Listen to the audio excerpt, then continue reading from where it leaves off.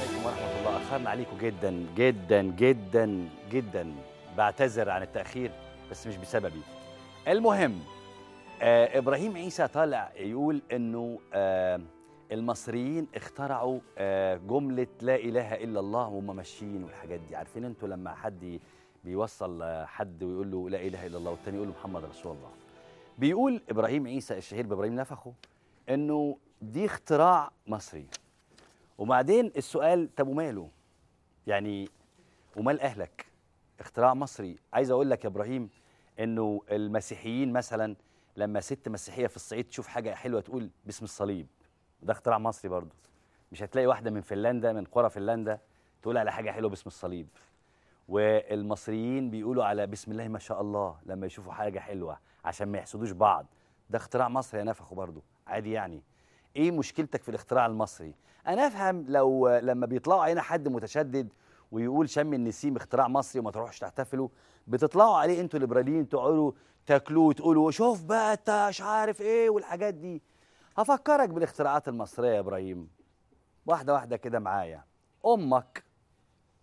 امك وهي بتولدك، لما قامت من الولاده وهي في النفاس عملوا لها مغات، ده اختراع مصري.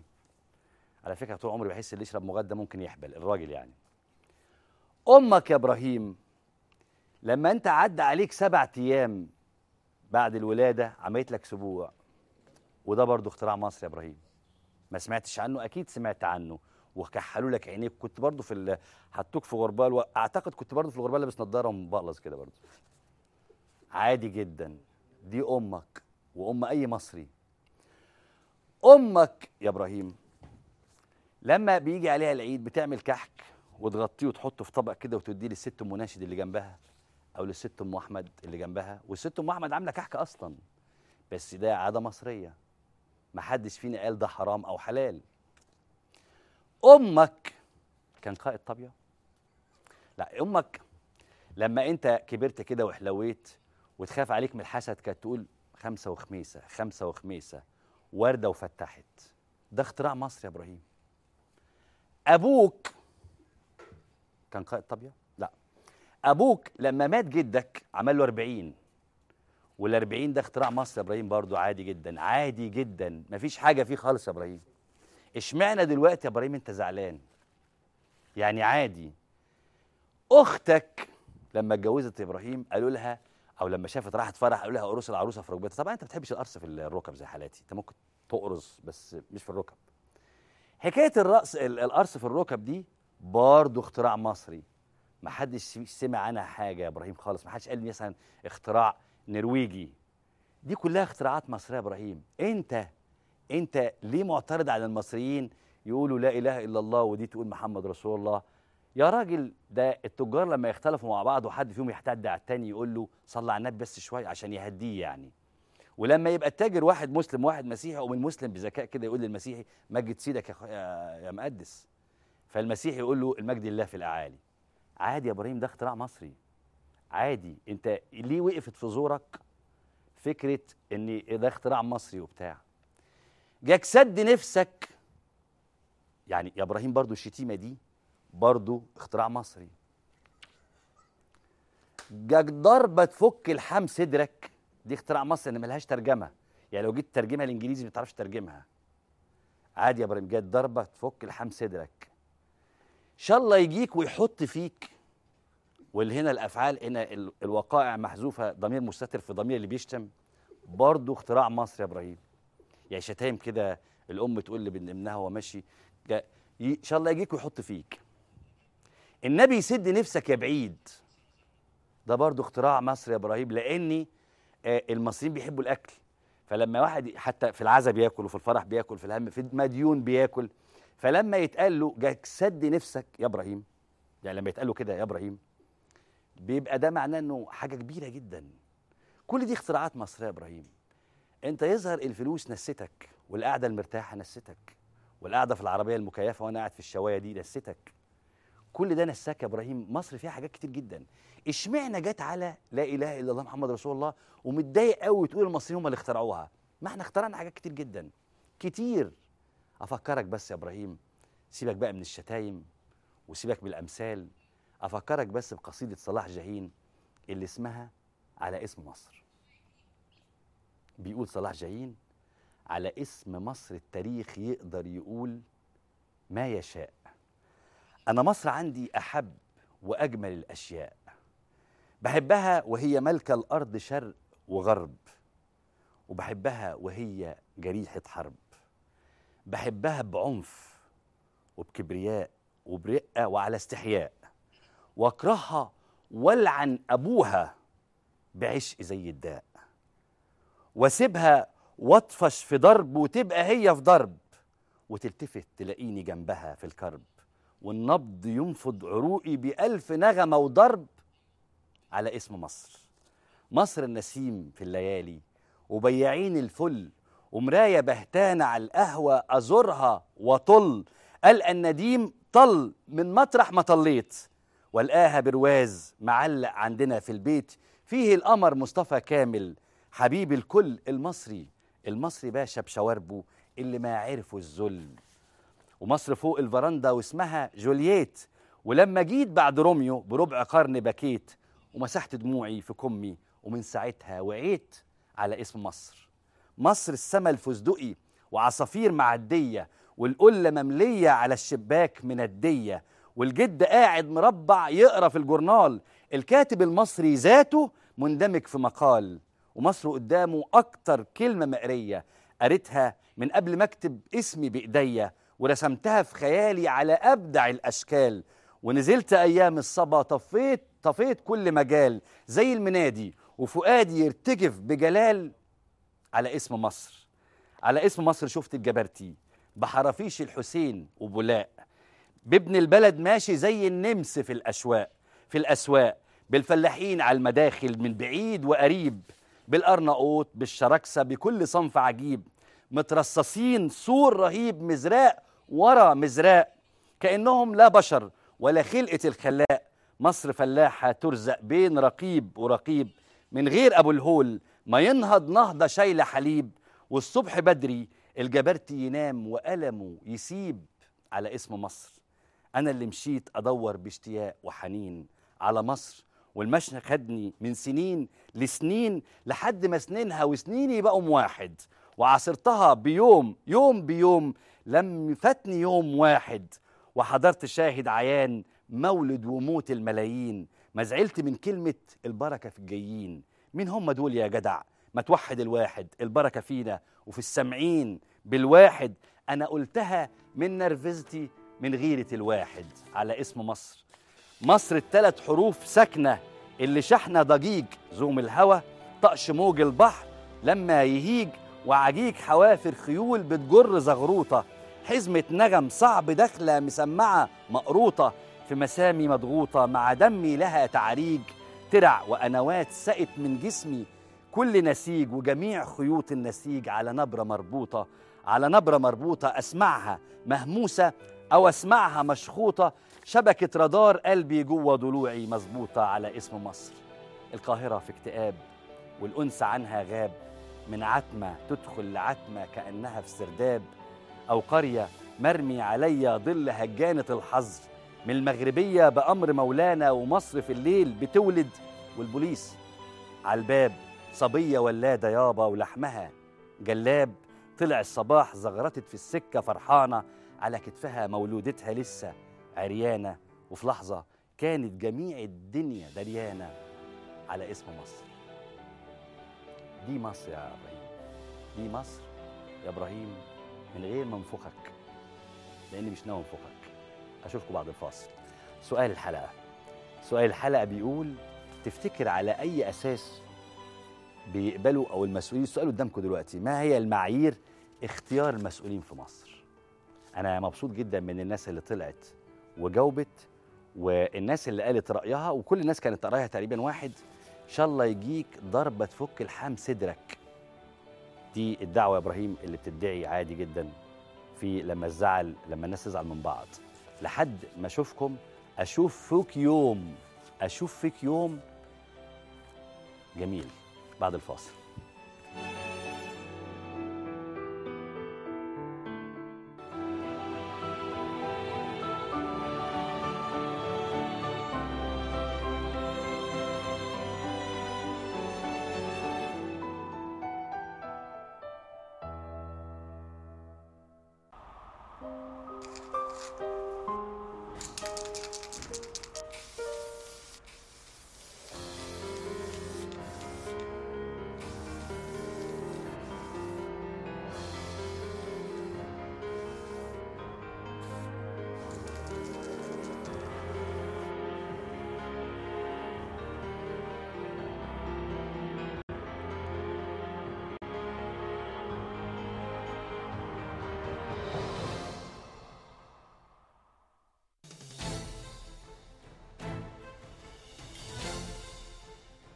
من الشرق كانت الإطلالة والبداية.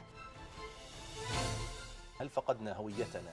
خصوصية الحضارة الإسلامية. ملف الحياة الأكاديمية في العالم العربي يحتاج إلى حرية ولا توجد حرية له.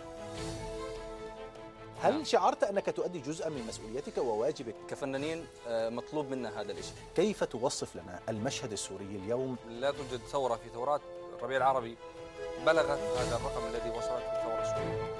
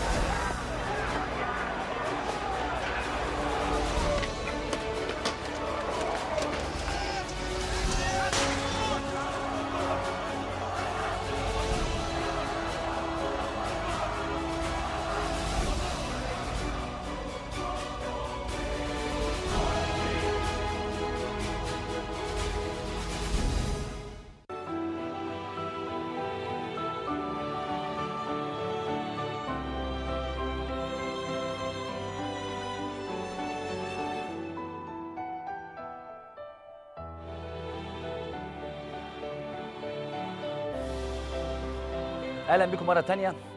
وعايز اقول لكم ان الناس اللي طلعت على الصفحه وجاوبت او يعني ادلت بدلوها في السؤال ده ناس كتير قوي. لما يظبط بس في الكنترول نبدا نقراها لحد ما يظبط في الكنترول. انا هشنع على الكنترول النهارده بس ماشي لحد ما يظبط. يعني خلينا نطلع على الاخبار الاول. الجو لطيف والدنيا ربيع والجو بديع يعني. فانا الاخبار اللي معايا كلها اخبار الحقيقه جميله قوي.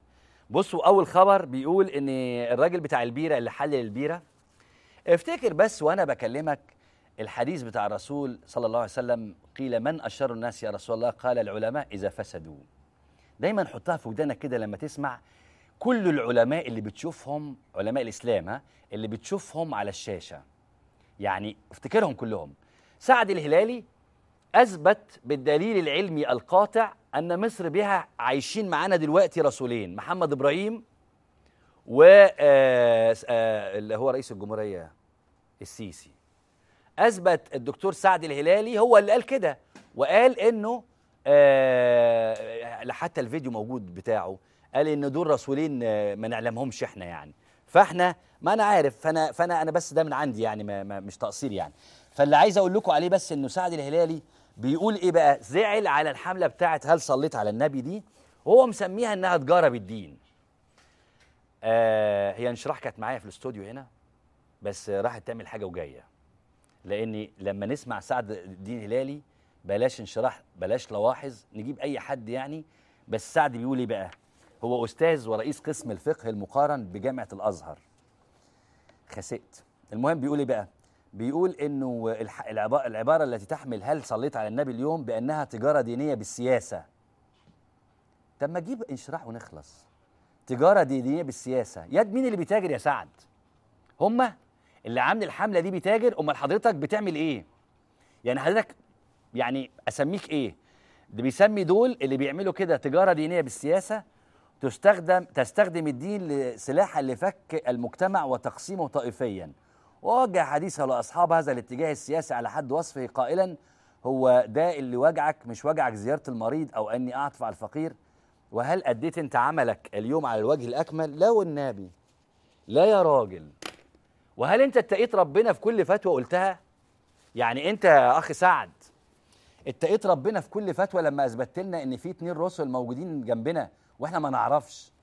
ده الناس البسطاء لما بيلاقوا قبر ولي بيروحوا يزوروه. ماشي، ده حاجه يعني بايخه يعني مستهجنه. ده بقى تخيل لما يبقى في رسل. فانت يا سعد اتقيت ربنا في الناس اللي ماتوا؟ عملت ايه يا سعد؟ هتقول ربنا ايه على الناس اللي ماتت في رابعه والنهضه ورمسيس ومسبيرو؟ هتقول له ايه؟ كنت بخاف على منصب رئيس قسم الفقه المقارن؟ هتقول لربنا ايه يا سعد؟ لما انت بتقول له واحد بيقول هل صليت على النبي تقول له مش وجعك؟ هل اديت انت عملك اليوم على الوجه الاكمل؟ لا، انا بسالك انت هل اتقيت ربنا يا سعد؟ يا اخي الله يعني. وكان طالع مع مين؟ مع عمرو اديب الام المثاليه. الخبر اللي بعده فاطمه نعود، برضو هو الموضوع كله في نفس السياق. فاطمه نعود طالعه بتقول اللي يصلي هل صليت على النبي ارفع دعوه ضده. انا مش ده اللي انا عايز اقوله يعني، مش ده موضوع فاطمه نعود بالنسبه لي. فاطمه نعود ليها فيديو، عندك الفيديو ده في الكنترول؟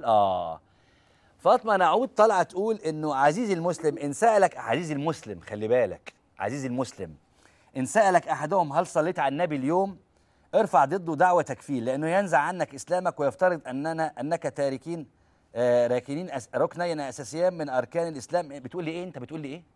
بتقول ايه؟ مش فاهم، مش سامعك. من اركان الاسلام الشهاده والصلاه. دي فاطمه نعود. فاطمه نعود الحقيقه يعني كترت قوي عليا. وفاطمه نعود نلم لها ملف كده ونعمل لها حفله حلوه على العشاء. طيب فاطمه نعود بتقول لك ايه المشكله لما انا اجوز بنتي لواحد مسيحي؟ اسمعوا وروني. طيب السؤال بتاع القارئ، هل ممكن ان تتزوج ابنتك بمسلم مسيحي؟ ليه افتكرت بقى؟ ليه افتكرت انا؟ يعني حضرتك تقبلي ده؟ ايوه انا واحده تركيبه مخي علماني. مين يتجوز؟ ابني يتجوز واحده مسيحيه؟ بنت حضرتك، هو بيسال على بنت حضرتك اذا حابب تحديدا. واحد مسيحي اذا اذا جواز مدني يتجوزوا مدني. ايه المشكله؟ انا زي ما بقول كده ان العقيده ليست شرطا للمواطنه. العقيده ليست شرطا للزواج. هي ما عندهاش مشكله الست انها تجوز بنتها لواحد مسيحي، بس انا عايز اقول لك يا فطومه، يعني غيري اسمك بقى. انا اقول لك انا مش المسلمين بس اللي هيزعلوا. المسلمين عندهم ركن اساسي في الاسلام انه ما ينفعش تتجوز واحده مسلمه تتجوز واحد مسيحي، ما ينفعش، تبقى خرجت من الدين يعني. ده المسلمين. لكن عايز افكر حضرتك بس ان المسيحيين كمان عندهم نفس المشكله، مش لان العقيده المسيحيه بتمنع كده، لا، لان الستات المسيحيات او الاسر المسيحيه لو بنتهم اتجوزت مسلم بيبقى مناحه والبنت بتهرب. وانت فاكره قضايا كتير زي كده.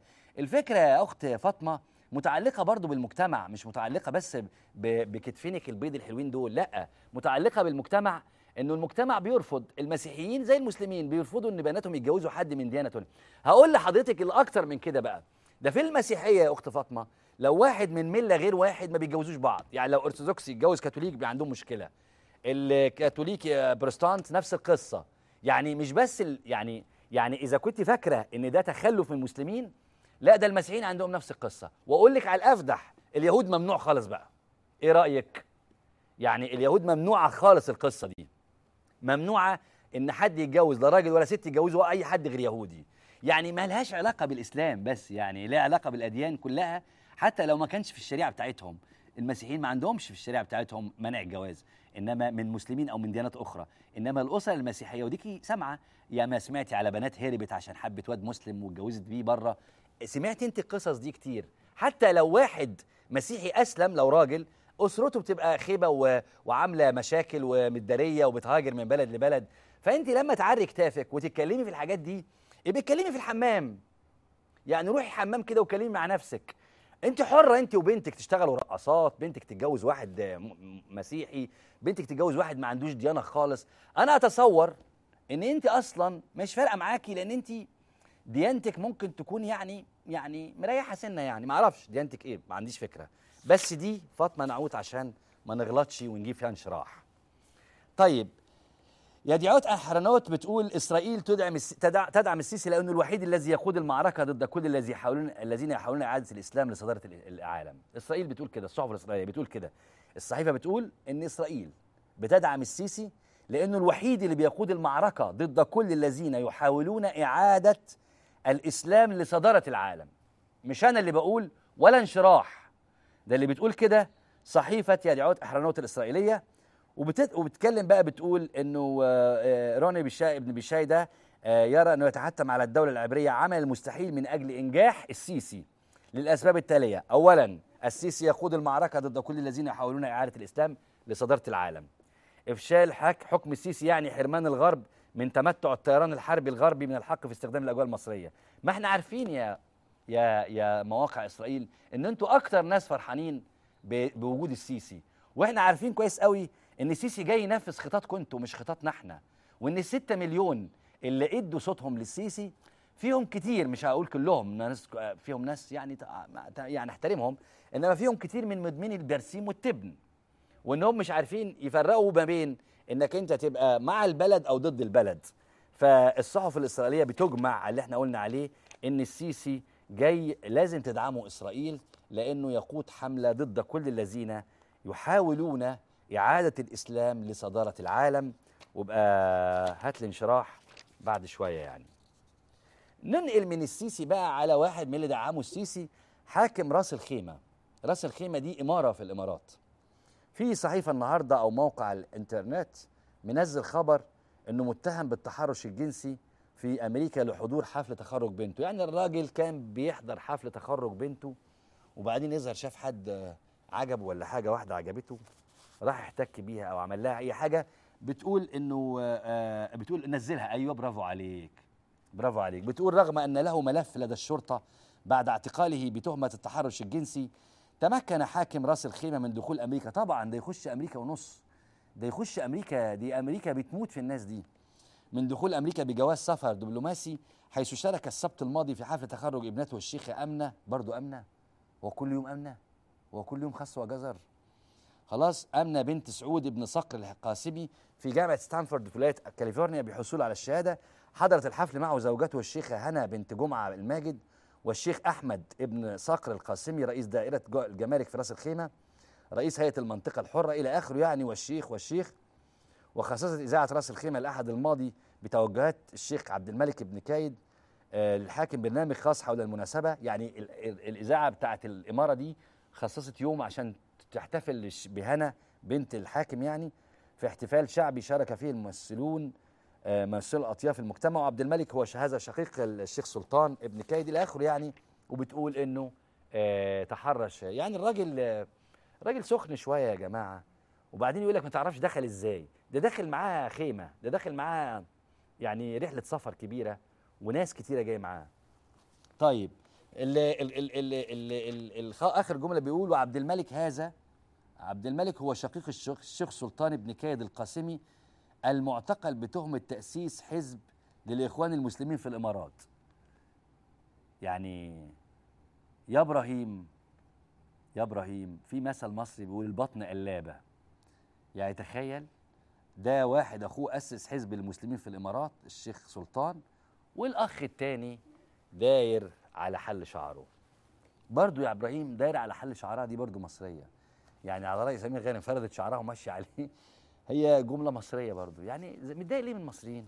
ده يا اخي في فيلم رجل اسمه ايه ده بتاع عمر الشريف وزبيده ثروت، اللي هو بتاع احسان عبد القدوس، بتكتب له هو ماشي دي كلمه لا اله الا الله ماما بتكتبها لبابا لما يجي يسافر. فاكرين المشهد ده يا ابراهيم؟ ده اختراع قديم قوي يعني، جاي زعلان منه دلوقتي، وزبيده ثروت وقتها كانت حاجه. المهم يعني هنأجل بس وزير الثقافه. عشان ايه؟ وزير الثقافه ده هناخده لوحده، اللي هو الدكتور جابر عصفور، فهناخده مع نفسه يعني. رئيس جامعه بني سويف، الخبر اللي بعده، رئيس جامعه بني سويف بيقول تعرضت لضغوط شديده لمنح بديع الدكتوراه الفخريه خلال حكم الاخوان. في مثل برضه يا ابراهيم يا نفخه، هو بيقول الراجل تعرضت لضغوط شديده عشان ايه؟ من الاخوان، يعني عشان يمنحوا الدكتور بديع اللي هو المرشد العام اللي مسجون حاليا او الاسير حاليا. يعني هو تعرض، الراجل ده امين لطفي ده بيقول تعرضت لضغوط شديده جدا عشان يمنحوا الدكتوراه الفخريه. فانا عايز اقول لحضرتك، لا الدكتوراه الفخريه، فانا عايز اقول لحضرتك حاجه يا دكتور امين. في مثل مصري برضو يا ابراهيم يا نفخ، وبيقول بعد ما كل واتحشى قال ان العبوا العشاء. انت يعني كنت هايص ومزقطط في حكم الاخوان، ولما جيت دلوقتي كلت وانبسطت واتقلبت الدفه تقلب يا امين على طول؟ يا امين يا سيد امين. وبعدين انت طالع تعتذر، ما انت منحته الدكتوراه الفخريه. طب استخبى وخلاص، يعني اعتبر الموضوع يعني كانه مكان. يبدو ان امين اللي قام بتكريم الدكتور علي جمعه مفتي الديار السابقه واداله برضه الدكتوراه الفخريه بعد عدم التجديد له كمفتي. الراجل يعني شايف انه علي جمعه بفضايحه اهم من بديع الاسير، ولان علي جمعه ما اتقلبتش عليه الدوائر، فالدكتور امين لطفي رئيس جامعه بني سويف، يعني الدكتور امين لطفي اصلا دلوقتي لو اتقلبت على جمعه هيتقلب على علي جمعه. اؤكد لحضرتك كده. اما عن الدكتور بديع اللي هو الاسير دلوقتي في سجون الاحتلال، الدكتور بديع اصلا عنده دكتوراه، فهو ما كانش محتاج الدكتوراه الفخريه بتاعتك يا امين، انت بس يظهر اللي طبلت. وبعدين انت كنت تكشف في الخبر مين اللي ضغط عليك. يعني طالما انت عامل فيها ذكر كده وعنتر يا امين، كنت تطلع مين قول مين اللي ضغط عليك. كلهم في السجون دلوقتي، مين ضغط عليك؟ يعني مين اللي ضغط عليك يا امون؟ امين انت هتعلق ولا اجيب لك انشراح؟ مين اللي ضغط عليك؟ طالما انت طلعت وعامل فيها يعني فتحت صدرك وعامل سبع البرومبا كده، اطلع قول مين اللي ضغط عليك. انا ضغط عليا البلتاجي وضغط عليا عصام العريان، يعني اطلع قول كده. لكن تطلع تقول اصل ضغطوا عليا، عامله زي بالظبط يا امين يا لطفي، زي لما البنت تغلط تقول اصل شربني حاجه صفراء او حاجه اصفره. ايه يعني بتبرر ايه؟ اطلع قول انا يعني تعرضت لانه كان جاني ناس بمسدسات وحطوا لي المسدس في كوبايه الشاي ويقولوا لي هنموتك كده يعني. انما تطلع تقول تعرضت لضغوط، اخس يا راجل اخس. كمل الخبر. طيب الخبر اللي بعد كده عديناه خلاص، ده فاطمه نعود ده تمام. الخبر اللي بعد كده بيقول استقاله مسؤول بالغرفه التجاريه رفضا ل في مسؤول، انتوا عارفين انهم قفلوا زاد وقفلوا سعودي، ففي مسؤول اسمه عاطف الاشموني استقال امبارح احتجاجا على اتخاذ الغرفه التجاريه قرار او موافقه الغرفه التجاريه على قرار اغلاق زاد وسعودي لتجاره المواد الغذائيه. وقال انه الراجل طلع يقول انا مش اخوان يا جماعه، انا ماليش علاقه بالاخوان، لكن الراجل واخد موقف بيقول ان قرارات المصادره والتاميم ستؤثر على التجاره في مصر وستطرد الاستثمارات الاجنبيه، وده اللي انا قلته. وانا لا لي علاقه بعبد الرحمن سعودي ولا لي علاقه بخيرت الشاطر، وانا ولا لي علاقه بالتجاره اصلا، انا يعني ما بعرفش اعد الفلوس اصلا. فلما وقلت الكلام ده هنا، لما تيجي تقفل شركتين كبار زي دول، مين المستثمر اللي هيجي لك؟ ما هو هيخاف منك. ده اللي قاله الاستاذ عاطف الاشموني، وقالوا استقال من مجلس اداره الغرفه نظرا لعدم اهتمامها باوضاع التجار ومعاناتهم وحل مشاكلهم مع الحكومه، ومنها مصادره الاخوان، شركات الاخوان. وقال انا لست من الاخوان ومختلف معهم سياسيا بشكل مستمر، غير انه ليس من المعقول مصادره الاموال واستيلاء الدوله على الشركات. ده انا بحيي الاستاذ عاطف الاشموني. وعايز اقول لكم انه نخلي برضو مجاهد ده مع جابر عصفور ولا ايه يا ريس؟ مع مجاهد عندي. لا اصل هو موضوع جابر عصفور ده انا عايز اخده لوحده، نخليه. البرادعي بيقول على تغريده، ظهر اخيرا الدكتور محمد البرادعي وعمل تغريده، وناس كتير كانت بتسال على البرادعي تقول هو فين، فعمل تغريده وبيشكر الشباب ووصفهم بالضمير النقي الحي. طيب يا دكتور برادعي حضرتك فين يعني؟ يعني حضرتك عامل زي مستر اكس كده، يعني مستخبي فين؟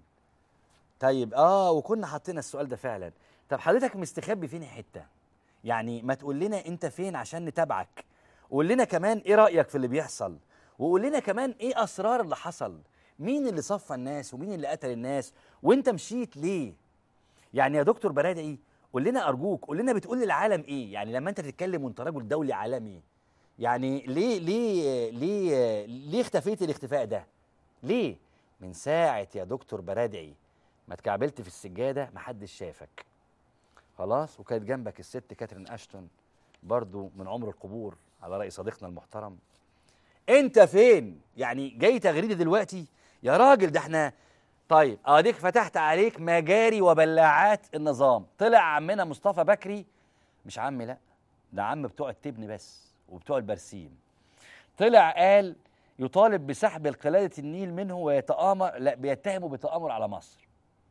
مصطفى بكري هو، انت عارف زمان الناس المبسوطين قوي كانوا ما يشتروش كلاب، كان يعطف على اي كلب ماشي في الشارع كده فيديله لقمه، فالكلب يتعود ان البيت ده بيديله لقمه، فتلاقي الكلب طول النهار قاعد على الباب، كلب جربان تلاقيه قاعد على الباب كده. هو مش كلب الجماعه دول، هو كلب اي حاجه، بس هو بيجي هنا يعني. انا افتكرت دي لان مره كلب زي ده هاجمني في الشارع، مش عايز يعني اربط الموضوع ببعضه وعايز اتوه يعني. المهم ان مصطفى بكري طالع قال ايه؟ طب هو انت يا مصطفى بكري كنت مثلا امين عام بوابه قلاده النيل؟ انت مالك؟ يسحبوا منه القلاده، يسحبوا منه الجنسيه، انت مال اهلك؟ انما طلع مصطفى بكري اهو، طلعت عليك يا يا عم برادعي، واحد زي مصطفى بكري يقول اطالب بسحب القلاده النيل منه. طيب وادي مظهر شهيد، وقال لك انه على فكره بالمناسبه بجد احنا هنعزمكم الاسبوع الجاي يوم السبت تحديدا يعني على حفله على شرف مصطفى بكري ان شاء الله يعني. خلاص؟ فطالب مصطفى بكري بسحب القلاده النيل من الدكتور برادعي، وقال انه بعد ثبوت تآمر البرادعي ضد مصر وامتلاك الدوله لتسجيلات خطيره له يتآمر فيها على امن الدوله، يجب فورا سحب قلاده النيل التي منحها له الرئيس. مش هتكلم يعني عشان كلامي كله هيبقى غلط، مش هتكلم، يوم السبت ان شاء الله نتكلم. طيب الخبر اللي بعد كده بيقول انه الدكتوره ليلى اسكندر كانت هي انا بس افكرك بس حاجتين. اول حكومه هتشكلها اللي غار في داهيه حازم الببلاوي كانت حكومه فيها الدكتوره ليلى اسكندر وزيره البيئه، كان فيها خالد فهمي كان وزير البيئه، وبعدين او كان قبلها يمكن، فاتغيرت خالد فهمي جابوا مكانه ليلى اسكندر. فلما على فكره ليلى وخالد اشتغلوا مع بعض كتير. لما جت بقى دلوقتي الحكومه شالت ليلى اسكندر من وزاره البيئه واديتها لخالد، رجعت خالد تاني.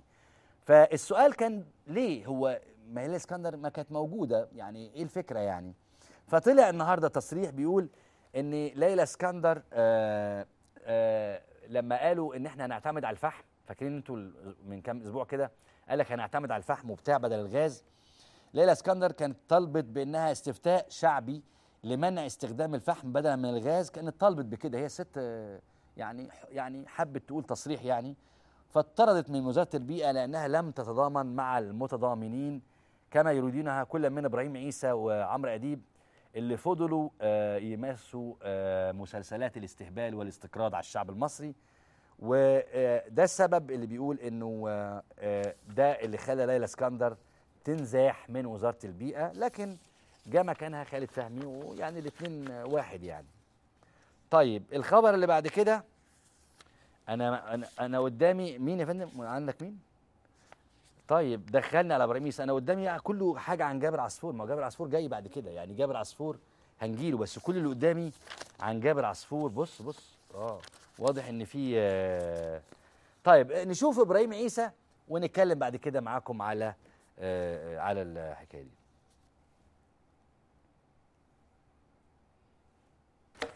فيجي يقوم القصه كلها تتحول انه لو مكتوب على، انا بقول لك انت بتاع الميكروباص العربيه الملاكي اللي انت ملازق لي هل صليت على النبي، انت فاكر ده ايه يعني؟ بتاخد بيه ايه؟ هو انت فاكر هي القصه كلام اللهم صل وسلم عليه خلاص كده؟ وانت مرتشي مثلا وانت بتكسر على الناس بالعربيه وانت بتفتح الباب وتسب للي جنبك وانت كاتب لي هل صليت على النبي؟ تصدقوا بقى ان انتوا محتاجين تصلوا على النبي وترحموا النبي وسيرته وذكره من التجاره بيه والمتاجره بيه. انا طبعا ابراهيم خد نصيبه مني النهارده، فمش يعني ما ينفعش الضرب في الميت حرام، وابراهيم مات من زمان يعني، ابراهيم خلاص مات زي ما قلت لكم. فانا كتير قوي ان انا يعني مش هعلق عليه تاني لاني هغلط وانا مش عايز اغلط. شوف لي بقى مين اللي اهم من ابراهيم والاكثر احتراما من ابراهيم. خلينا نتكلم مع الناس المحترمه وسيبك من ابراهيم. عندك انت جاهز يلا يا ريس، يلا بقى دخلني على الناس التانيه يعني. وقام الألفي بيقول يعني المسؤول بيتم اختيارك ضربه تسد نفسك يا ابراهيم. دي شتيمه مصريه ما بنتاجرش بيها ولا حاجه. ماشي خلينا في وقام الألفي. وقام الألفي بيقول المسؤولين بيتم اختيارهم اللي بياكل برسيم يعني. عماد عبد الرحيم بيقول ان يكون خبير في النصب وكاره للدين الاسلامي وتربيه انشراح وفيفا عبده. الاثنين ماشي. حاتم مش كده؟ حاتم بيقول يا راجل عايز ايه؟ عايز تعزلنا صح، انما على شرف بكري. طب مش لما يكون في شرف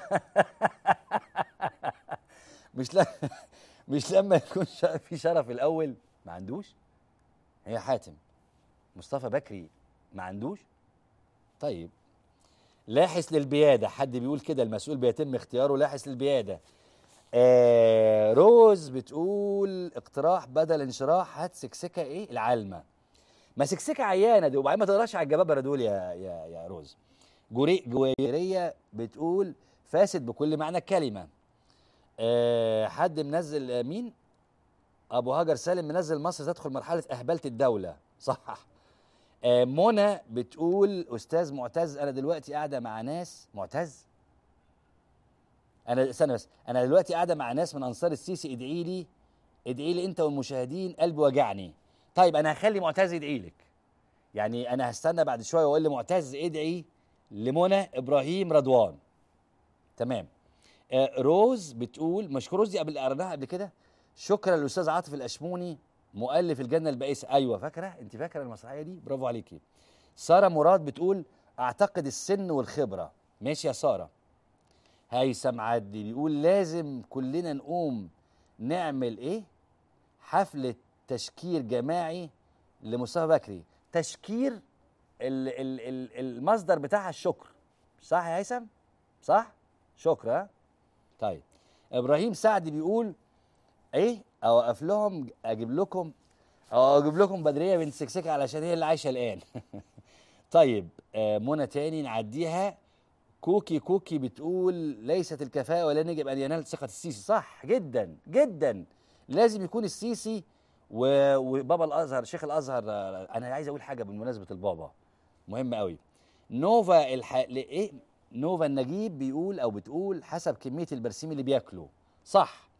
وادي صوره البوستر عليه انتوا قدامكم. بوستر على عربيه ميكروباص ده ما يتمسكش، لكن يتمسك صلى على النبي. وابراهيم عيسى يسخن على بوستر صلى على النبي. طب ما سخنتش يا ابراهيم ونفخت اوداجك على بوسترات السيسي اللي كانت ماليه البلد؟ ما سخنتش يا ابراهيم على بوسترات البابا توادرس يدعوكم اللي كانت ماليه البلد؟ ما سخنتش يا ابراهيم على الجوامع اللي كانت بتنادي على الناس في الانتخابات؟ يا اخي شاء الله يجيك ويحط فيك. دي برضه يا ابراهيم شتيمه مصريه مالهاش دعوه يعني. طيب اسلام راضي بيقول السيسي نفسه مدمن برسيم وبيعشق التبن، هو بيورد لان التاجر هو مين اللي بيقول كده؟ اسلام. يا اسلام التاجر ما بياخدش الصنف عشان ما يدمنوش. الجميله شهرزاد بتقول اكثرهم سرقه ايه؟ فاحسنهم كذبا فاوسعهم ذمه تمام يا جميله. رأفت بلال بيقول اختيار المخابرات وامن الدوله. تمام. ابراهيم سعد بيقول ممكن لو سمحت تعرفني على انشراح المره الجايه تقول ايه؟ طيب ماشي، انا هبقى اعرفك على انشراح. عايز اقول لكم انا هطلع فاصل دلوقتي وهنرجع بقى نمسك وزراء مصر اللي تم تعيينهم اللي فيهم رسول. وزراء مصر المره دي، الوزاره اللي فاتت كان فيها 2 رسل. الوزراء المره دي فيهم رسول واحد بس اللي هو بيصلي عليه بس سعد الهلالي. محدش بيصلي عليه خالص في العالم غير سعد الهلالي اللي هو محمد ابراهيم. فاحنا هنطلع ونرجع بقى نتكلم على وزراء مصر. فاصل سريع ارجوكم تستنوا.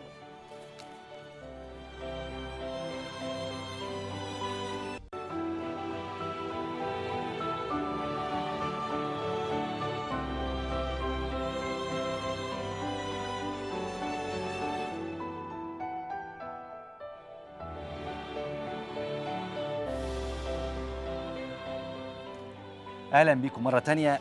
هنبدا بقى بملف الوزاره. الوزاره اللي في المغاره الجديده دي وزاره فاشله بكل المقاييس.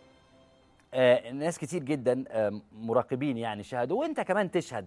ما تخليش مراقب يشهد بدل مخك. زي ما في واحده سالتني اقرا ايه يا استاذ محمد عن الاخوان المسلمين، قلت لها اقرا كل حاجه. او هي بتسال رايي ايه، فقلت لها لا ما تساليش رايي، لانه لو سالتيني رايي ممكن اضغط يعني اثر على رايك. انما انت اقري عن كل حاجه وكوني رايك انت لوحدك. حبيتيهم كرهتيهم المهم تكوني انت رايك. انا بس عايز اقول قبل ما ابدا الوزاره دي ان في صديقه مسيحيه على الفيسبوك زعلانه ان انا بتريق على المسيح. انا ما اتريقتش على المسيح ولا اجرؤ، لان دي تدخلني في كفر، ابقى كافر، لان ديانتي تمنعني، او يعني شرط صحيح ايماني الايمان بكل الرسل ومنهم المسيح، فما ينفعش. لكن انا مستهجن تصرفات البابا توادرس زي ما انا مستهجن تصرفات بابا الازهر طيب. الاثنين دول عندي يعني بالظبط كده عايزين يتحاكموا، انما انا لا استطيع ولا املك ان يعني المسيح هو في تقديري هو جزء من ايماني من عقيدتي يعني. طيب حضرتك تلاحظ ان الوزراء الجداد هقول لك انا بس بص مثلا على هشام زعزوع مثلا كرئيس كوزير سياحه مثلا فاشل. انا بقول لك بس سريعا يعني عمل ايه للسياحه؟ ولا حاجه، فاشل وهيفضل فاشل، وهنيجي لهشام زعزوع بعد كده. بص مثلا على هاني قدري دميان وزير الماليه، ايه انجازات هاني قدري دميان في ال10 شهور اللي فاتوا؟ ولا حاجه. فاشل. طيب بص على خالد حنفي، انت تعرف تحكم على خالد حنفي. هتسالني مين خالد حنفي لانك انت ما تعرفوش، وزير التموين. اسال نفسك الاسعار في الفتره اللي فاتت عامله ازاي. ده وزير التموين المسؤول عن الاسعار دي في ال10 شهور اللي فاتت او في الفتره اللي فاتت. ده رجع تاني وزير. اذا يصح اطلاق وزراء الازمات الفاشلون باقون في الحكومه المصريه. ده اللي قالوه كل المراقبين مش انا بس. وزراء الفشله بقيوا في المناصب بتاعتهم لانهم السيسي قاعد جنبهم، يعني قعدوا جنب بعض وكانوا زملاء، فالسيسي جابهم. ولا يملك عبد الفتاح السيسي ولا يملك ابراهيم محلب دليل واحد على اختياره لخالد حنفي او على اختياره لهشام زعزوع او على اختياره لهاني قدري دميان، او ما لا يملك. هو يملك دليل واحد على اختياره لمحمد ابراهيم، ان هو ايده في الدم زيها، يعني الاثنين شاركوا بعض في الدم، لكن بقيه الوزراء كان ممكن يمشوا. طيب تعالوا نشوف واحده واحده. اول حاجه ابراهيم محلب، لازم تمسك السمكه من راسها يعني. بص، ابراهيم محلب تاريخه اسود، ده تاريخ ثابت، محدش يقول لي ان انا بتجنن على ابراهيم محلب.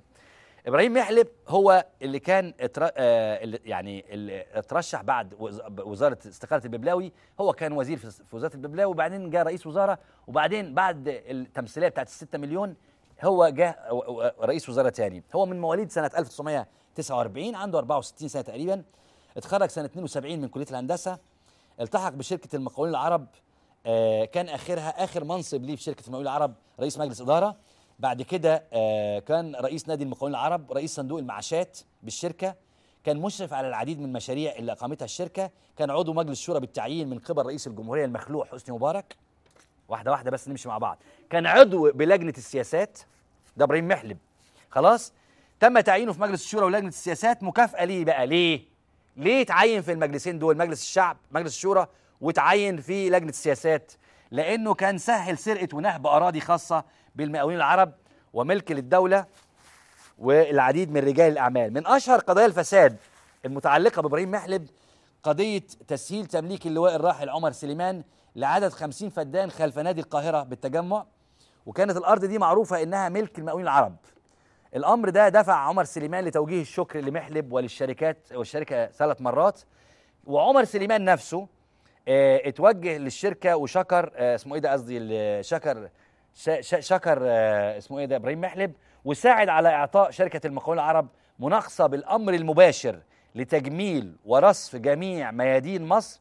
كما ايضا اعطى شركه وادي النيل للاستثمارات والمقاولات مناقصه بالامر المباشر لاحلال وتجديد جميع مستشفيات وزاره الصحه على مستوى الجمهوريه.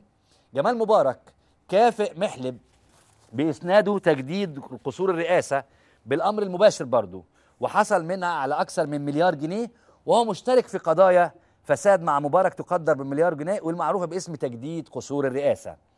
كشفت هيئه الرقابه الاداريه عن اكبر قضيه فساد للرئيس المخلوع حسني مبارك ونجليه بعد ثوره 25 يناير حتى الان، هي عباره عن مليار جنيه مستخلصات اعمال مقاولات وهميه. مليار جنيه مستخلصات اعمال وهميه لاجراء تعديلات بالقصور الرئاسيه لم تتم، في حين انه تم الاستيلاء على هذه المبالغ لصالح الرئيس السابق واسرته لبناء وتشطيب وتاسيس الفيلات المخصصه لهم.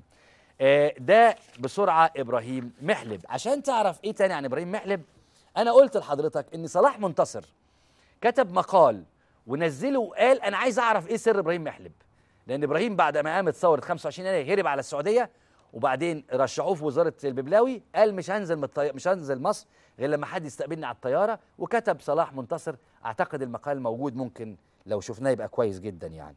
خلاص، بوابه يناير بتقول ان في دور كبير جدا للمقاولين العرب ومحلب في قضيه فساد قصور الرئاسه. الفاسد ده بتاع قصور الرئاسه هو رئيس وزراء مصر الان بعد تمثيليه ال6 مليون. اذا ابراهيم محلب نفسه على راس البتاع فاسد. فانت بتكلمني عن ايه؟ ده واحد عضو لجنه سياسات، بس الشيخ الازهر عضو لجنه سياسات. ده واحد كان تعيين في الشورى، ما الشيخ الازهر خد فلوس كتير قوي برضه. انما ده كمان جاي اسمه في قضيه قصور الرئاسه. على اي اساس؟ وهربان وعليه قضايا والرقابه الاداريه اللي كشفته. على اي اساس بيتم اختياره رئيسا لوزراء مصر؟ هذا هو رجل السيسي الجديد. اذا كان رجل السيسي فاسد وعليه قضايا، فانت بقى استقبل العصر اللي جاي كله. العصر اللي جاي انت اقلب العصر الصاد مكان العين، لخبطها كده هتطلع صح. خلاص؟ طيب لو عندك انت بس في الكنترول الموضوع بتاع اسمه ايه ده هو؟ طب نزله كده الله يسترك. ماشي، ده فساد السيسي، قصدي فساد المحلب في قضيه فساد دي بوابه يناير منزلاه. 60 من اصحاب الشركات اقروا بحصولهم على مستحقات اعمالهم في شقق ومكاتب اسره مبارك من المقاولين العرب، والشركه كانت تصرف اموالهم لاحقا من موازنه الرئاسه. خلاص، كل ده يا جماعه ملف كبير جدا. وبعدين امبارح المستشار المحترم وليد شرابي يطلع يقول لي انه الزند ما تمش تعيينه عشان ملف فساده. طب يا سياده المستشار وليد، ماذا تقول عن ملف فساد ابراهيم محلب؟ اذا كان الزند ما تعينش وزير عدل عشان عنده ملف فساد، طبعا وانا مصدق المستشار وليد شرابي. طب تقول ايه في تعيين ابراهيم محلب وعنده ملف فساد برضه؟ ننقل على محلب بقى عشان نخلص منه ونخش في اول وزير محترم بعد كده. مين الوزير اللي جاي بعد كده يا جماعه؟ مين اول وزير؟ جابر عصفور. نخش على جابر عصفور. حسني مبارك الحقيقه، واحد اسمه مصطفى مراد صاحبي يقول لي انت بتلخبط الورق قدامك. قلت له مصطفى ما انت عارفني، انا اتولدت الورق يبقى عامل كده والحاجات دي. طيب لا لا لا، هو جابر عصفور. حسني مبارك لما قامت ثوره يناير عمل حكومه كده شكلها لو انتوا فاكرينها، وجاب فيها احمد شفيق رئيس وزراء، وكان فيها المشير طنطاوي وزير الدفاع برضه، وقفوا اقسموا قدام حسني مبارك. اخر مشهد لحسني مبارك خالص في الحياه السياسيه وهم بيقسموا قدامه. كان من ضمن الوزراء دول جابر عصفور وزير الثقافه. جابر عصفور تاريخ طويل جدا، طويل جدا في الثقافه في مصر. جابر عصفور كانت علاقته بحسني مبارك علاقه عاطفيه غراميه من الدرجه العنيفه. خلاص؟ وجابر عصفور عايز اقول لك ان الثقافه المصريه ماتت 25 سنه لما جاء فاروق حسني سنه 88 او 89 غالبا 88. لما جاء فاروق حسني عمل ايه؟ ابقى الناس اللي جم معاه لحد ما ماتوا منه. يعني بصوا بقى، ابقى مين؟ جابر عصفور وعلي ابو شادي وسمير غريب وهدى وصفي والراجل بتاع هيئه الكتاب سمير سرحان. لا هم انا بتكلم على دول، يعني دول اللي كانوا ايه اللي يعني مسكنهم. انا قلت سمير غريب والله، انت مش سامعني؟ لا قلت سمير غريب والله يا عم، هيرجع للتسجيل هتلاقي قلت سمير غريب. المهم دول كلهم فضلوا ماسكين قاعدين في الوزاره لحد ما طلعوا معاش، وبقى يرجعوا مع المعاش يجيبهم تاني والحاجات دي. والواحد فيهم كان يمسك 5 مناصب. يعني مثلا تلاقي علي ابو شادي ماسك 9 مناصب في وقت واحد، تحس انه سوبرمان. خلاص؟ عمل ايه بقى فاروق حسني؟ بدع كده في الوزاره بتاعته. مثلا ما يلاقيش مكان لجابر عصفور، يجي مخترع حاجه اسمها المجلس القومي للترجمه، المجلس الاعلى للترجمه، ويعمل له مكان ويبيضوا له ويجيبوا شويه موظفين وحاجات حلوه كده جميله، كانوا بيجيبوا موظفين حلوين، وهوب يجي مقعد فيه جابر عصفور. وبعدين يقول ده في واحد صاحبي تاني مالوش منصب، يجي مخترع هو منصب. فتحولت وزاره الثقافه الى 9 أو 10 هيئات، كل هيئه فيهم وزاره مستقله.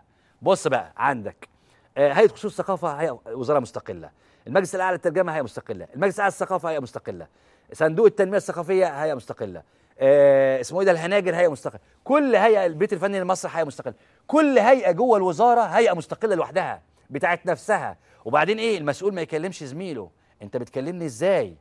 من ضمن المسؤولين اللي قعدوا كتير في الوزاره كان انا اسف جابر عصفور. جابر عصفور كان رئيس المجلس الاعلى للترجمه فتره طويله جدا وعلاقته بحسني مبارك القويه، وتولى جابر عصفور وزاره الثقافه في عهد حسني مبارك ثم استقال كده. جابر عصفور وهو في عز مجده كان حريف جوائز من الملوك والزعماء، ياخد جايزه من اي زعيم، يعني ياخد وسام مثلا من حته بتاع. من ضمن الجوائز دي هناك جايزه كان عملها معمر القذافي، كان عن حقوق الانسان، المعمر القذافي جه عمل جايزه عن حقوق الانسان، فاداها لواحد اسباني، شاعر اسباني، فالشاعر ده رفض الجايزه ورفض ياخد الجايزه منه. انا اخرت يا جماعه، ممكن امشي لو عايزين اطلع. خلاص؟ الجايزه دي رفضها الشاعر الاسباني لانه شاعر محترم ولانه مش محتاج حد، وكانت الجايزه 350,000 يا يورو يا دولار، يعني اللي انا فاكره يعني. خلاص؟ فاللي حصل ان المسؤولين عن الجايزه في ليبيا حسوا باحراج. انا اقول للعقيد يا دي احراجنا يا كسوفنا، هنروح فين؟ راحوا عملوا ايه؟ راحوا جابوا واحد محلل ياخد الجايزه. مين المحلل ده؟ جابر عصفور. النهارده علاء الاسواني، او علاء الاسواني مش النهارده يعني، كاتب مقال عن جابر عصفور بيقول علاء الاسواني، قصدي جابر عصفور شن حمله على علاء الاسواني وقال نجم مزيف صنعه نظام مبارك. ده اللي بيقوله جابر عصفور على اسمه ايه ده، هو على قصدي على جابر عصفور. تعال بقى شوف جابر عصفور نفسه. شوف بقى جابر عصفور نفسه لما اتسأل في حوار قبلت الجايزة ليه؟ أنا جبت بقى الحوار رسمي خلاص. قال هو طبعا كان من المثقفين اللي بيلمعوا الهانم اللي هي سوزان، كان المثقفين اللي يكتبوا كلمات الهانم في المحافل الدولية والحاجات دي، وكانوا اللي بيلمعوها خلاص. وكان له علاقة بالشاعرة سعاد الصباح، محدش يفتكر سعاد الصباح دي حاجة في الجنب قوي. بيقول له ايه بقى؟ بيقول له انه بيسأله، انا بس عايز اسأله اقول لكم كده، بيقول له ليه قبلت الجايزة؟ ليه قبلت الجايزة بتاعة العقيد معمر القذافي؟ فقال هي الجايزة جاتني من الشعب الليبي يعني، بس بيقول له ماذا عن الثورة الليبية التي ذهب ضحيتها أيضا بسبب قبولك للجائزة؟ فقال له وبعدين اتبرأت منها. قال له لقد قبلت بجائزة القذافي التي رفضها الكاتب الأسباني أهو خوان هذا هو السياق الذي أثار جدلا والذي بدأ غير مقبول من مثقف تنويري. قال هذا صحيح، لكن ليس لدي مانع من أن أحصل على جائزة باسم شخص، وهذا المبدأ كان مطبق على جائزة القذافي، وأنا أقبل هذا إذا حصلت على جوائز بأسماء أخرى، فلماذا أرفض جائزة باسم القذافي؟ القذافي لم يدفع أموال الجائزة من جيبه. حد يجيب انشراح، حد يجيب انشراح بسرعة. لقد أخذت الجائزة من أموال الشعب الليبي وبناء على مبدأ عالمي محترم. طب أنا عايز أقول لحضرتك حاجة يا دكتور جابر، أنت أخذت الجائزة من أموال الشعب الليبي، طب ما ترجعها للشعب الليبي بقى دلوقتي. أنا ما قلتش حاجة من عندي، هو قال كده. طيب هو جه بقى قال دلوقتي إيه بقى؟ قال إن أنا عايز أرجع الجائزة. قال أنا عايز أرجع الجائزة للشعب الليبي تاني، وإنه الجائزة دي من حق الليبيين وما رجعهاش.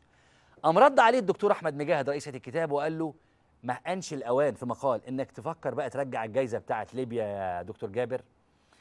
الإفيه بقى أو الكوميديا هنا إن جابر عصفور رجع وزير ثقافة، وأحمد مجاهد لازال لحد دلوقتي هو رئيس هيئة الكتاب. هيعمل إيه بقى أحمد مجاهد مع جابر عصفور؟ ما أعرفش. طيب خلينا نقول لكم بس إن في الوزارة اللي فاتت كان في شخص اسمه صابر عرب.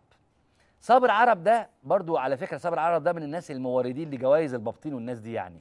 صابر عرب لما كان وزير ثقافة حد قال له كده خلي بالك يا ريس انت هتترشح لجائزة النيل. فعمل ايه صابر عرب؟ قدم استقالته من الوزارة وطلع.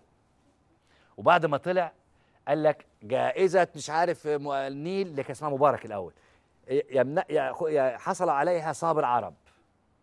خد الجائزة صابر عرب وطلع استلمها من نفسه، سلم على نفسه واستلمها من نفسه زي ابو لمعه كده لما لعب مع نفسه. وبعدين قعد اسبوع في البيت، هوب عوده صابر عرب وزيرا للثقافه. ايه الجو البلدي ده؟ صابر عرب عمل ايه بقى؟ رشح جابر عصفور للجائزه النيل. قال وزير الثقافه الجديد جابر عصفور، هو مش جديد ده راجل كبير قوي في السن وتعين وزير مرتين قبل كده يعني او مره. قال وزير الثقافة الجديد جابر عصفور أنه كان أحد المرشحين لجائزة النيل، غير أنه وبعد تولية مسؤولية الوزارة أصبح الأنسب أن يتقدم بالاعتذار. حد يبعت انشراح فورا، لأن انشراح تليفونها مشغول يا جماعة اوصلوا لها. ده جابر عصفور. خلاص خلصنا من جابر عصفور يا جماعة كده ولا كفاية عليه؟ أهو مجاهد لو عندك اللينك بتاع الخبر ده يدعو جابر عصفور لرد جائزة القذافي. دعا الناقد الدكتور احمد مجاهد رئيس الهيئه العامه لقصور الثقافه. ده الخبر ده قديم قوي لان احمد مجاهد بعد كده بقى رئيس هيئه الكتاب، بس مش مهم انما سياق الخبر موجود. دعا الناقد الدكتور جابر عصفور وزير الثقافه السابق الى رد قائمه الجائزه الزعيم الليبي العقيد القذافي الدوليه للاداب، والتي حصل عليها عصفور في 24 من ابريل سنه 2010. وقال مجاهد على صفحته بالموقع الاجتماعي الشهير فيسبوك: دعوة للمثقف الحر، حر ابعت هات لواحظ الدكتور جابر عصفور للتنازل عن جائزة القذافي ورد أموالها بعد كل انتهاكات حقوق الإنسان والمذابح التي يرتكبها القذافي الآن في حق الشعب الليبي. عايز أقول للدكتور مجاهد، بس هو راجل محترم وصديق أنا يعني بحترمه، عايز أقول له يا دكتور مجاهد ما ردش الجائزة ولا حاجة. يا دكتور مجاهد دول 350,000 دولار، لا ما تنزلش عنه، دولار أو يورو الاثنين، هيرد ايه؟ اتصرفوا الفلوس راحوا يعني. اهو وادي خبر كان بيقول اهو الدكتور جابر عصفور افكر في كيفيه رد جائزه القذافي. مش كده ولا ايه؟ بناء لما مجاهد احرجه الدكتور مجاهد راح هو قال كده افكر في كيفيه رد جائزه القذافي، نزل الخبر. وتابعونا لو حد يعرف الدكتور جابر ويعرف عنه انه تنازل يقول لي، لو حد يعرف عنه انه تنازل يجي يقول لي يا استاذ محمد ده جابر عصفور اتنازل عن القضيه، اتنازل عن الجائزه. لا يعني سيبك من الراجل اللي جنبك ده. المهم يعني نكمل بعد كده. وزراء محلب زي ما قلت لكم هو استبدل وزيره البيئه اللي هي الدكتوره ليلى اسكندر بخالد فهمي عشان هي كانت رفضت استخدام الفحم. نرجع تاني على وزراء فخري عبد النور. هات فخري عبد النور، هات فخري عبد النور يا استاذ.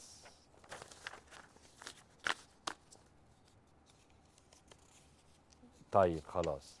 ايوه يعني يوم السبت بقى، يوم السبت انا لا الخبر بتاع محمد خالد صح. يوم السبت 26/2/2011 قرر الدكتور جابر عصفور التنازل عن جائزة القذافي العالمية للآداب والتي حصل عليها. وقال عصفور أنه اتخذ قراره هذا إثر المجازر.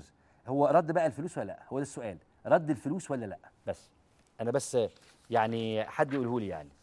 طيب الدكتور لبيب اللي هو هنبدأ بقى بلبيب ولا هنبدأ أنا قدامي لبيب. طيب نبدأ بلبيب، هم 5 دقايق بالظبط. لبيب اتعملت يرفض كشف فساد عز ورجال الأعمال. رفض اللواء عادل لبيب، ده خبر اتنشر في الوفد في يوم 18/2/2011. رفض اللواء عادل لبيب محافظ الإسكندرية قيام رئيس شعبة الجهاز المركزي للمحاسبات وزميله ومفتش الجهاز من الاطلاع على بعض الملفات الخاصة بإهدار المال العام من خلال تخصيص الأراضي لكبار القوم والمحاسيب، وأهمها ملف أراضي أحمد عز المحبوس احتياطيا على ذمة قضايا فساد وآخرين. وكان علاء مرسي رئيس الشعبة وشلبي عبد العزيز مفتش الشعبة قد توجه لجهاز حماية الأملاك الدولة وقام بمقابلة العميد أحمد علي رئيس الجهاز وطلب منه الاطلاع على بعض الملفات الخاصة إلى آخره. يعني ده لبيب اللي هو تعين وزير. تمام. في يوم 4/2/2014 كان في مشهد لأسسه سيد عبد الكريم اللي هو المستشار الإعلامي لمنظمة البرلمانات والباحث العربي في شؤون الجماعات الإسلامية بعنوان لا للفساد. والحملة دي كانت متوجهة ضد محافظ اسكندرية اللي هو كان لبيب. ده لبيب اللي هو زي ما بقول لكم أصبح وزير في الحكومة دي. رزيق الطرابيشي في الوفد بيقول في الوفد يوم 3/3/2011 إنه في فساد للواء عادل لبيب في اسكندرية، وفي استنزاف في أموال صناديق المحافظة في شراء الهدايا الثمينة لإرضاء بعض الشخصيات. وحسب تقرير الجهاز المركزي للمحاسبات أهدر لبيب أموال الصناديق الخاصة على أعمال الأمن. ده لبيب. نعدي لبيب بقى بسرعة يا جماعة، نخش على منير فخري عبد النور والنبي الله يخليكم. ماشي. منير فخري عبد النور أفشل وزير في التاريخ. حد يقول لي ماذا صنع منير لما كان وزير سياحة؟ ما عملش حاجة. حد يقول لي منير في الوزارة اللي فاتت؟ ما عملش حاجة. إنما مصر طبعا لأن منير واجهة مسيحية. يعني إيه واجهة؟ تبان كده إنه إيه إن أنا معايا مسيحيين في الوزارة. ما يعني حاولوا المسيحيين بوزارة كده ولا حاجة زي وزارة السياحة زمان كانت بتبقى وزارة الهجرة. دلوقتي منير فخري عبد النور محطوط فسوخة للمسيحيين، وهو إساءة لكل مسيحيين مصر المحترمين. المهم يعني خلاص. استدعت نيابة الأموال العامة في سنة 2013 منير فخري عبد النور وزير السياحة الأسبق وعضو الهيئة العليا لحزب الوفد للتحقيق معه في قضايا فساد مالي. ده أيام مين يا جماعة؟ أيام مين؟ أيام مين في 2013؟ أيام مرسي. خلاص أيام مرسي. استدعته للتحقيق في قضايا فساد مالي. والجدير بالذكر أن تهم الفساد المالي قد طالت العديد من الرموز السياسية في الفترة الأخيرة، حيث أن التحقيقات لا زالت مستمرة. ماشي. خبر تاني في 25 يناير بيقول في 13 قصدي سنة 2013 في 7/2013 بيقول جاء إعلان الدكتور حازم البلاوي رئيس وزراء حكومة الانقلاب باختيار منير فخري عبد النور لتولي حقيبة الصناعة ليؤكد لنا مدى اهتمام الانقلابيين ببعض الشخصيات دون النظر إلى إمكانياتها، ومنهم منير فخري عبد النور. والبحث بيقول طيب تعالى شوف بقى منير فخري عبد النور عمل إيه في وزارة السياحة. بيقول عمل مجاملات فساد داخل وزارة السياحة، استمرار بقرارات من عبد النور وذلك بمجاملة عدد كبير من العاملين من خلال صرف مكافآت نهاية الخدمة بأثر رجعي لعدد كبير منهم غادروا الوزارة منذ عام 2007، وصرف لكل فرد صرف لكل فرد 7000 جنيه. طيب أنا معايا بقى مداخلة دلوقتي الأستاذ الكاتب الصحفي مصطفى عبد السلام. أستاذ مصطفى عبد السلام المحلل الاقتصادي، أهلا بحضرتك، مساء الخير. اهلا استاذ محمد، مساء النور. استاذ مصطفى، احنا كنا بنتكلم على بعض الوزراء في حكومه محلب الجديده اللي منهم، وحضرتك متخصص في الشأن الاقتصادي، منير فخري عبد النور. انا هسألك سؤال وانت يعني جايز انا ما اعرفش، هل صحيح ان منير فخري عبد النور فشل في وزارة السياحة؟